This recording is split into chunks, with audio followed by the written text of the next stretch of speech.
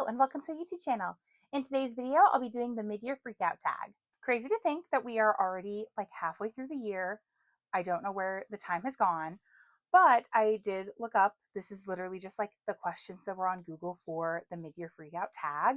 So I will go ahead and just answer those questions to kind of like summarize how our reading has gone so far this year. I'm filming this on July 3rd, so that's a little bit later than I had originally planned to film it, but I still think the essence will come across because I've only finished one book so far this month, and it was technically on my June TBR, and it's also not making this list anyway because it was a novella. So let's go ahead and get into it. I have organized all of my books the way that I probably should have done before I started recording, but that's totally okay because we're all organized now and we can go ahead and get started. First category is best books that we've read so far this year. So I tried to pick only like 3 books per category. Some of them I didn't have 3, but if I had multiple, I tried to pick 3. First book that is one of my top for the year so far is Rouge by Mona Awad. I read this one earlier this year and was not super sure I was going to like it because it is like a literary fiction, but I ended up really enjoying it. I had a really great time with this one. It is about a girl who, after the like sudden unexpected passing of her mother, goes back to her hometown where she's from and kind of uncovers some mystery going on with a like beauty cult that her mom was actually a part of. And so I think that that was what made this one more interesting for me, is it had more to do with like a cultier kind of vibe, and I really enjoyed that. So a little trippy, a little bit funky, but we love Mona Awad, so this one is definitely one of my tops for the year. Another book that I would be like remiss to leave off of my list for top reads for the year is The Irresistible Urge to Fall for Your Enemy. This one is by Bridget Knightley, and in this one it is a like kind of reluctant allies to lovers situation where our female main character is in the healing faction, whereas our male main character is in the kind of like crime assassin faction of their society. So they shouldn't pair up, they shouldn't like each other, but he's trying to figure out how to cure the rot going on in his magic, and she needs funding to kind of help the like weird disease that's infecting a lot of children in their town. So had a really good time with this one. The sequel to this one's coming out later this year, so that one is definitely on my like anticipated releases. Actually, now that I'm saying that out loud, I think it came out. It's either coming out like this week or it came out last week. Like we're right around the corner from the sequel, which I'm very excited about. And then my last book to put on this list for best reads of the year is Thrown in the Dark. This one is by A.K. Cagliano, I think is how you pronounce Cagliano is how you pronounce her last name. This is another reluctant allies to lovers. I feel like that's kind of my vibe, and it has been most of this year. We've done a lot of romantasy, but in this one, we are following the son of a dark lord who is trying to free his dad from his like stone imprisonment. And he comes across a like minor thief who is trying to kind of like get something accomplished of her own, and she ends up kind of messing up his magic and being a little bit too involved, so he has to reluctantly take her along on his mission and uncovers what she's been trying to get done as well. So another really good reluctant allies to lovers, but I ate it up. The next category is best sequels. So there are a couple of books that I feel like I ate up, I hyped up so much, but they didn't make it on the like just best overall list because they are part of the best sequels list. So the first book that I want to mention in best sequels is The Right Move by Liz Tomforty. Obviously, this one had to make the list. I ate up Ryan and Indy's story. I feel like Mile High is just not the best book. I fear that Xander's and Stevie are just not, I don't want to say they're a bad couple because they make sense with each other. I just think they're not as compelling or as like good of a story as is told in The Right Move, and also in Caught Up, the third book in the series. I think that Xander starts off as just such a terrible person. He's kind of insufferable to read from his point of view, but also Stevie is she grew on me. She's still not my favorite. I think that this book is really what makes the Windy City series stand out for most people. Another sports romance that made its way onto my best second book sequels kind of list is The Fake Out. This one's by Stephanie Archer. It is the sequel to Behind the Net. I can't remember, Vancouver Storm. Yes, this is the Vancouver Storm series. And in this one, we are following Rory and Hazel as they fake date. And who doesn't love fake dating? The Right Move also had fake dating. Again, patterns, lots of them going on. And then rounding out our best sequels category, I have The Rights of the Starling by Devney Perry. This is the sequel to Shield of Sparrows, the second book in that trilogy. I was a little bit nervous putting this one on this list just because I thought that it might be a recency bias thing. I literally just read this one last month, but I'm still obsessed with it. I'm still thinking about this. Like, I had such a good time with this one. The dual, like, point of view, dual kind of timeline ish thing that's going on, where we get to hear obviously what's going on with Odessa, who we're following from the first book, but also meeting Caspia and going on her journey with her. I thought that that was so well done and like just so like masterfully integrated into how they like fit together, because at first it seems so random, but then you figure it out as like it unfolds to you. It's very difficult to see it coming and predict it because it's not really a twist. It's just kind of how their timelines like match up and meet up. So I really enjoyed this one. The third book in this series just got announced for March, I believe, of next year, and it's called Seven in the Swift. So I'm super excited for that one. Going on to our next category. The next category is going to be most anticipated release for the second half of the year. So obviously I don't have them yet, but trust me, they are pre-ordered. So the first one that I'm looking forward to is going to be The Adversary to the Villain. This is going to be the fourth book in the Assistant to the Villain series by Hannah Nicole Mayer. If you know me, you know that I absolutely love that series. It is one of the like few series that I think does third person extremely well, while also having like all of the characters be fully fleshed out, even when we don't get POVs of every single character. I do also think that it is telling like a bigger overarching story. I really enjoy that the first one's pretty self-contained, and then as the story goes on, we're building more and more of that world, and I just think it's super fascinating. And I'm so glad that we're getting basically a book a year. I think we've gotten a book a year every year for the past 4 years, so I am not going to complain about that in the slightest. I absolutely adore that series and will continue reading as long as Hannah Nicole Mayer wants to put out books. So the fourth one is coming out in August, I believe. So basically a month out. And then the other books that I'm looking forward to are going to be Burn of the Everflame is the fourth book in the Kindred's Curse saga by Penn Cole, who I will also be seeing at Books, Gowns, and Crowns with Hannah Nicole Mayer. So super excited to get to meet them.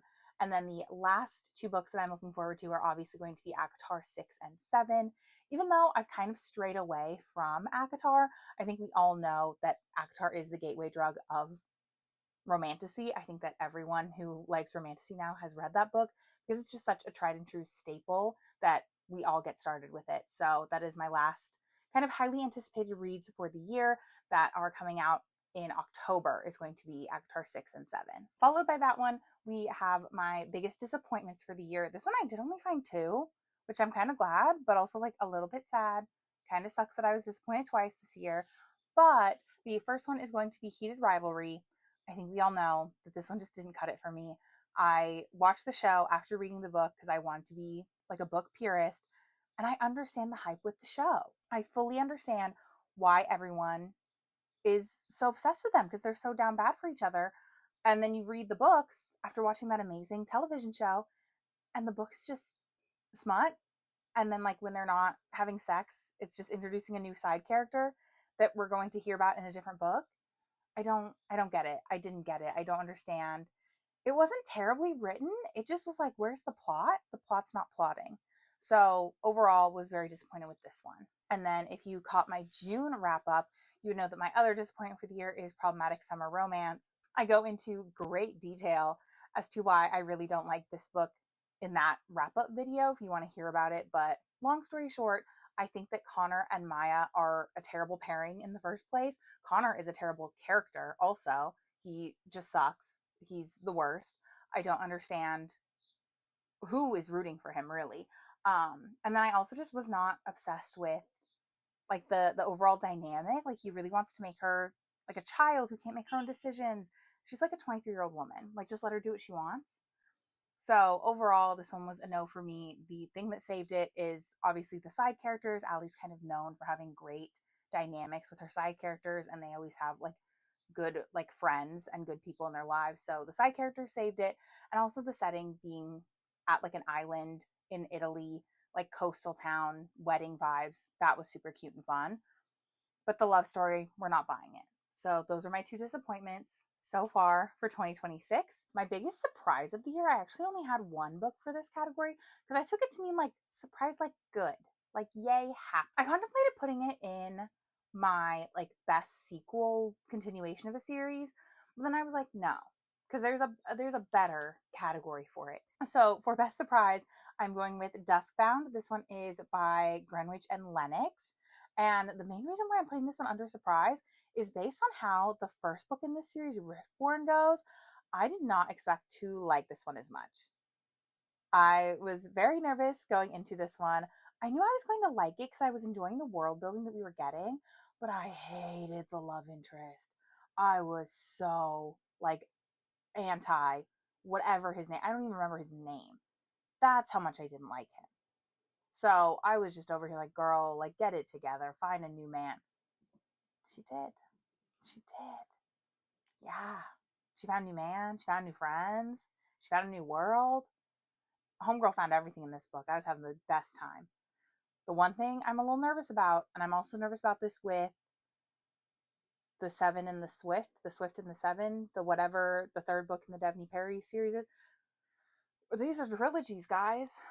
Like, what do you mean this is the second book and there's only one book left and they have to figure out all of their problems? I'm getting nervous. I'm sweating because I don't know how we're going to fix it. I don't know how we're going to figure out what the hell's going on with this. But overall, love Dustbound so much more than I thought I was going to. Our next category is Best New to Me or Debut Author. Both of the authors I'm picking are new to me. They've been around for a minute and it just took me to figure out that they were great. So first up is going to be Miss Lexi Ryan. She did These Hollow Vows and These Twisted Bonds, and I had such a great time reading these. Like, these are some OG romantasy kind of books. They're YA, and they include like a ton of the kind of like basic framework for a ton of YA books, but I was still having the best time. I thought these were great. I thought they were so well written. The twists were twisting. I had a good time. So Lexi Ryan gets my stamp of approval. I need to read her more, like, for sure. And then another author that had not been on my radar until recently is Natasha Bishop. She did Only for the Week. The sequel to this book is The Art of Loving You, which I have somewhere on my shelves. I literally just couldn't reach it. But Only for the Week definitely gave me everything that I need and more in such a short, tiny, like, little package. I absolutely adored it. I thought that the friendship group was so well established. I felt like I understood each of the characters. I wasn't getting anyone confused.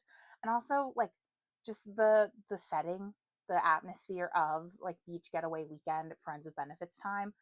I was having a great time. So Natasha Bishop, also going to be a new auto by author for me as well. The next one, I forgot to grab the book off of my shelves, but I will put up an image for the cover of it. But the next category is books that made me cry. And so far, I have not cried at too many books this year. I'm very proud of myself. I don't cry often, but Book Lovers by Emily Henry, that one got me. I'm not sure if it was the timing of when I read it or if it was just having to like relate to the main character, but that one that one did it. We cried. It was a great time, but still, that is the only Emily Henry book to make me cry, actually.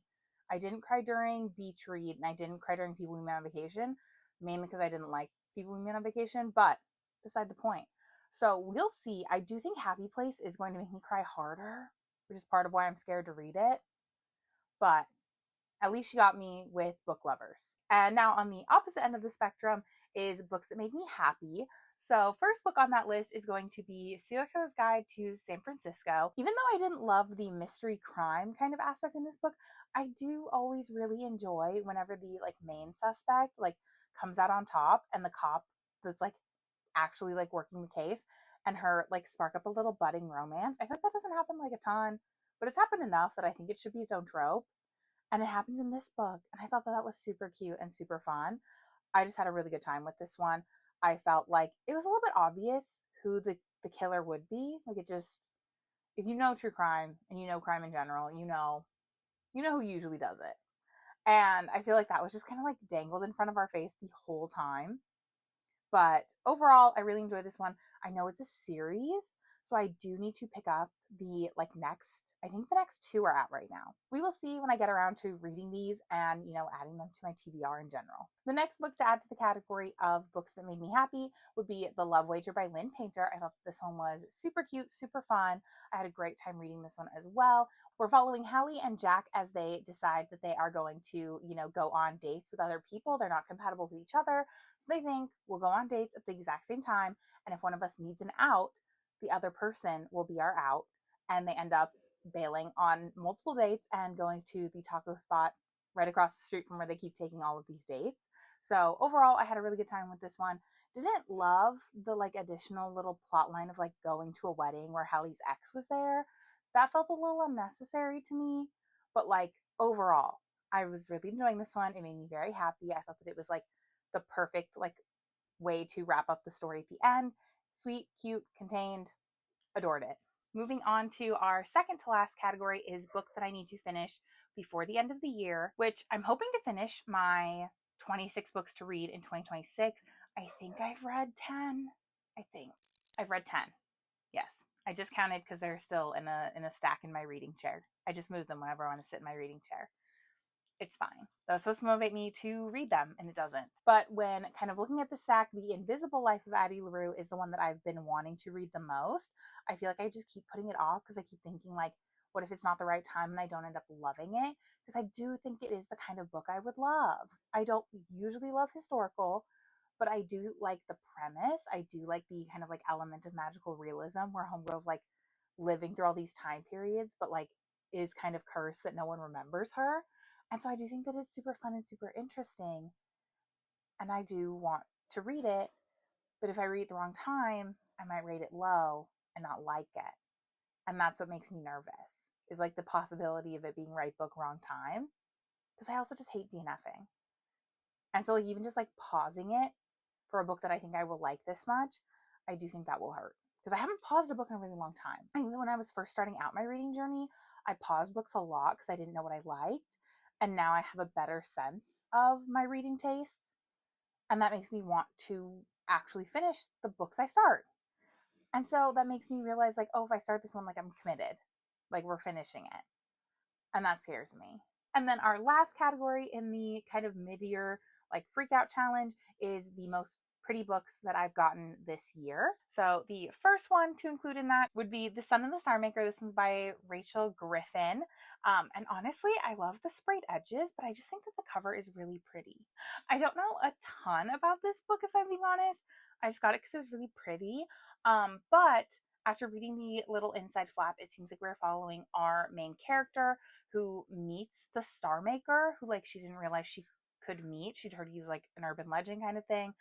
But she meets him and she needs to figure out kind of what is going on, like with his magic, with their world, with this frost that's coming before the frost comes, and kind of uncover the secrets to the magic to get the Star Maker to, I guess, make stars again. I'm not 100% sure, but The Sun and the Star Maker is super pretty. And honestly, these last two, I'm not 100% sure I bought them this year. I don't know. I can't remember. I've had them for a minute. I want to say I got them like right after my birthday, maybe.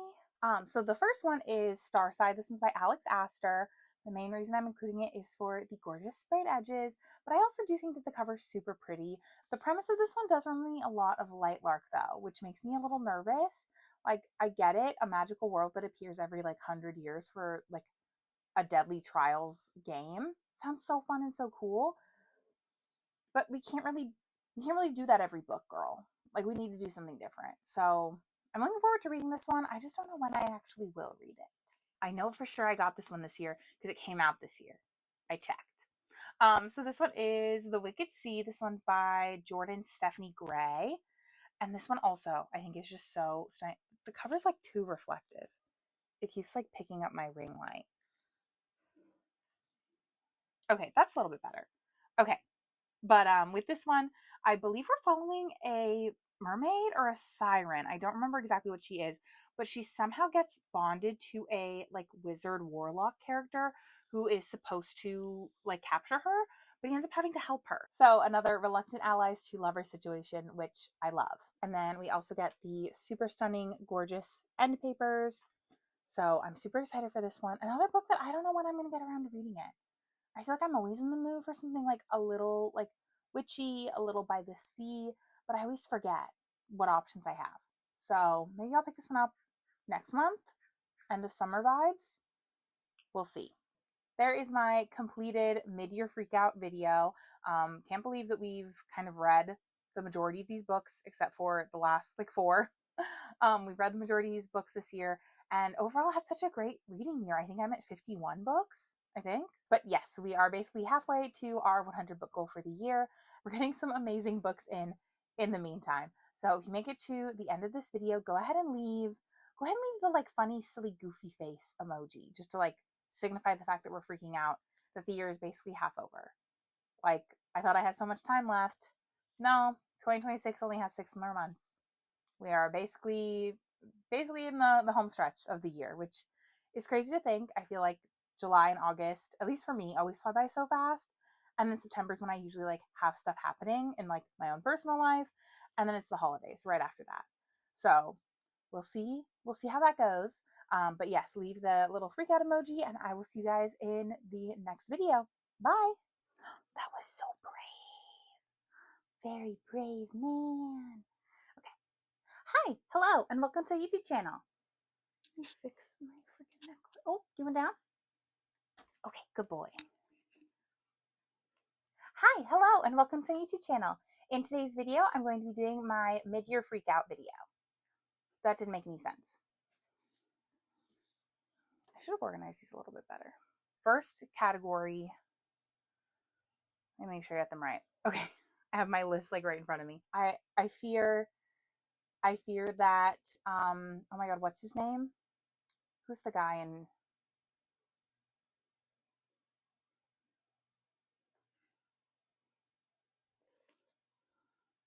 let me see if I can figure it out.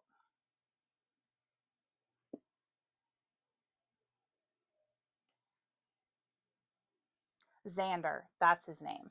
I fear that Xander and what's the girl's name?